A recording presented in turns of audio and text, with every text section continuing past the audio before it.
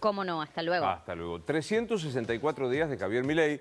Mañana se va a cumplir un año. Bueno, me parece que no solo es Milei, es ver cómo se reconfigura, por ejemplo, esto que estamos viendo del peronismo. Algunos dicen se viene una ruptura del PRO con Javier Milei. Todo lo sabe y lo analiza Mariel Fornoni. ¿Qué haces, Mariel? ¿Cómo estás? ¿Qué tal? Qué bueno verte. Buen día. ¿Se te ocurren algunos adjetivos o tips para decir de este primer año de Javier Milei? Bueno, la verdad que en principio para el gobierno fue un año exitoso en función de dónde arrancó. Nosotros hoy justo terminamos la última medición de diciembre, está con 53% de aprobación, tiene bastante pareja su imagen con la gestión y si uno lo compara con gobiernos anteriores, tanto como en el de Macri como con el de Cristina, en ambos el saldo era negativo, es decir, tenía menos aprobación que aprobación. Un gobierno que arrancó como muy débil en visión de todo lo que decíamos todos, ¿no? Bueno, no tiene gobernadores, no tiene aliados en el Congreso, tiene muy pocos diputados, senadores, y hoy logra terminar la gestión con un 53% de aprobación. Entonces, el saldo, la verdad que es positivo. Cuando uno le pregunta a la gente, la verdad que hay un 70% que cree que hizo las cosas correctas. Un 70% del total de la muestra. Yo hoy miraba y segmentaba, por ejemplo, entre totalmente y parcialmente, claro, ¿no? Pero que hizo las cosas que tenía que hacer. Y yo miraba, por ejemplo, hoy segmentaba un poco la muestra. Si vos tomás los votantes de Patricia Bullrich, el 94% cree que hizo las cosas bien. Entonces, es muy alto. Y esto se da en un contexto donde las expectativas sobre lo que va a venir también son positivas, ¿no? A ver, siempre hay un 50% que aprueba y cuando hay un 50% que aprueba hay un 50% claro, que desaprueba, ¿no? En términos globales. El tema es que tampoco hoy la gente, ese 50% se siente atraído por alguien, es decir, todos los espacios están en proceso medio de descomposición, ¿no? Que es un poco lo que plantea. Pero mirá qué interesante cualitativamente, si me equivoco me corregís. Sí. 94 aprueba Bullrich. Pero No, de los votantes, de quienes votaron a Bullrich, el 94% cree que el gobierno lo está haciendo bien, ¿no? Claro.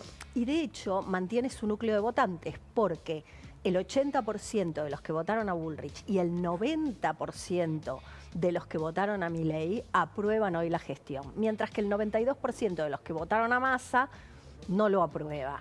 Es decir, esto quiere decir que sigue siendo una sociedad muy polarizada. Claro.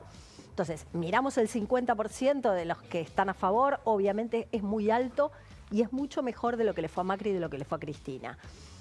¿Es el total? No, es la mitad, ¿no? Claro. Depende cómo lo miremos. Total. ¿El gobierno está centrado en expandir esa adhesión o no? ¿O solamente quiere fidelizar ese núcleo? Mira, yo creo que sabe que algunos los tiene perdidos, entonces hoy está más fidelizando. Pero también es cierto que, a ver, yo creo que una de las diferencias, por lo menos con el gobierno de Macri, que se empecinaba mucho en no hay que tener relato porque los hechos hablan por sí solos. Y cuando uno dice, bueno, a ver, la ciudad de Buenos Aires está más linda, te diste cuenta 5 años después que estaba más linda, ¿no? Entonces el relato es importante. Y me parece que el relato de Javier Milei toca mucho en términos de los privilegios de algunos. Y donde ve que la cosa baja, mete el dedo en la llaga en algún privilegio y hace que otra vez la gente diga, vieron, esto era necesario. Y ahí se empiezan a sumar algunos otros segmentos.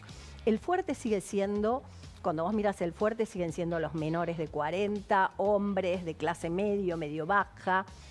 Algunos sectores bajos empiezan a decir, bueno, espero que el gobierno entienda el sacrificio que estamos haciendo, porque realmente la está pasando mal, pero no está enojado con Milei, porque siente que todavía está tocando privilegios. Y me parece que también tienen un manejo del relato y de la comunicación muy importante por esto que digo, ¿no? Donde aparece algo que podría desestabilizar, meten el dedo en alguna llaga, que hay muchas, claro, y de todos lados sale pus, ¿no? Ahora, veo esto que vos decías y que comparto. La oposición o todo el resto no libertario está en crisis, digo. Ahora veremos qué pasa en Moreno con Cristina, Kicillof y compañía, pero ahí hay un ruido fenomenal. el PRO que no sabe, o sea, está como incómodo. Los radicales quebrados, o sea, ya rotos, no doblados. Bueno, esto es un poco, a ver, uno puede tener el deseo de cambiar, pero la facilidad no está dada hoy, ¿no? Es decir, hoy vos ves que todos los espacios están quebrados y la verdad que también uno ve que, a ver, que los liderazgos, yo creo que después de Milei los liderazgos van a ser distintos. Claro. O sea, no vamos a buscar en lo que ya hay. Así todo, cuando vos le preguntás hoy a la gente quién es el principal opositor al gobierno de Milei, el 40% te dice Cristina y el 22% te dice Kicillof. ¿Por qué? Porque no hay otra cosa. Entonces, hoy yo te decía recién, el 92% de los que de los votantes de masa no aprueban la gestión de Milei. Está concentrado ahí, ese 50% está muy concentrado en ese sector. Entonces, hoy lo único que sigue viendo es a Cristina, no ve otra cosa. Ahora, las expectativas del gobierno frente a la próxima elección son positivas. ¿Por qué? Porque no tiene nada en juego. No tiene senadores en juego, tiene muy pocos diputados. Y te digo, teniendo un 35-40% de los votos, va a llegar... Crece enormemente. Al número de diputados que tiene hoy el peronismo. No sé si lo encuestaron, pero Cuéllar, ficha limpia, más atrás, jubilados y demás. Digo, lo de Cuéllar me parece un papelón, está empretado el gobierno, porque el gobierno no es que lo quiere defender a Cuéllar, pero no quiere que llegue la señora de la Cámpora. Claro. Cristina no quiere ejemplificar con un corrupto, quiere que alguien de la... ¿Qué ves ahí? Bueno, por eso implica un relato, ¿no? Implica buscarle la vuelta de por dónde podemos salir para que no se note mucho, porque también está la bandera de la corrupción frente al gobierno de Milei. Claro.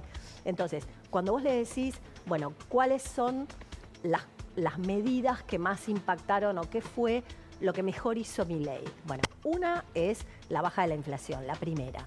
La segunda es la baja del gasto público.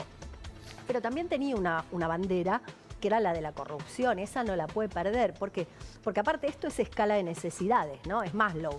Cuando la primera ya está cubierta, o sea, si ya la inflación está más o menos controlada, vamos por lo que sigue. Claro. Lo que sigue es la corrupción. Vos decís, vienen otros liderazgos. ¿Cómo van a ser? Yo me imagino que viene otra sociedad y viene otro estilo de liderazgo. Cuando vos decís en el 25 o en el 26, el 55% de la gente va a tener menos de 40 años. Entonces, yo no los veo representados o interpelados por liderazgos de dirigentes que estuvieron cuando cayó de la Rúa, que estuvieron cuando... Y que vos los escuchás hablar, y más allá de que quieran hablar en TikTok o que quieran, de alguna manera remasterizarse, es lo mismo. Yo me imagino otro tipo de dirigentes. Quizás alguien que venga, no sé, de algún sector de la sustentabilidad, algún empresario joven, algún emprendedor. Eso es lo que yo me imagino, porque no veo que sean interpelados por este tipo de dirigentes, pensando que nosotros nos vamos como, ¿no? Corriendo. Envejeciendo, y es cierto, y es lo lógico, y me parece que los jóvenes tienen otras demandas, y cuando vos ves los dirigentes sindicales, ves los dirigentes políticos y demás, decís, a mí me parece que, de alguna manera Milei fue como el último eslabón y que de acá se corrió el telón y lo que viene es algo nuevo. No te puedo decir qué, pero yo me imagino un liderazgo totalmente distinto. Ahora ese no pareciera ser el escenario del peronismo, ¿no? Digo, no. Y en este contexto, ¿qué posibilidades tiene de emancipación Axel Kicillof hoy que justamente se reúne? Bueno, Axel Kicillof está más emancipado y eso le da cierto juego.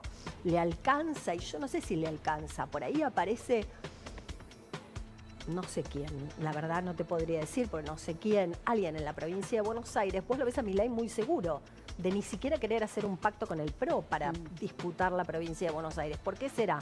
Porque sabe que quizás con algún dirigente inexistente hoy, como era inexistente Milei hace 2 años, logra captar la atención de ese 50% del público que tiene menos de 40 años de una manera mucho más eficaz que la que podría hacerlo cualquier dirigente tradicional incluso de la provincia de Buenos Aires, ¿no? A propósito de la provincia, hoy, hace un ratito, Kicillof se lanza y dice, quiero comprar aerolíneas argentinas. O sea, como para agrietar más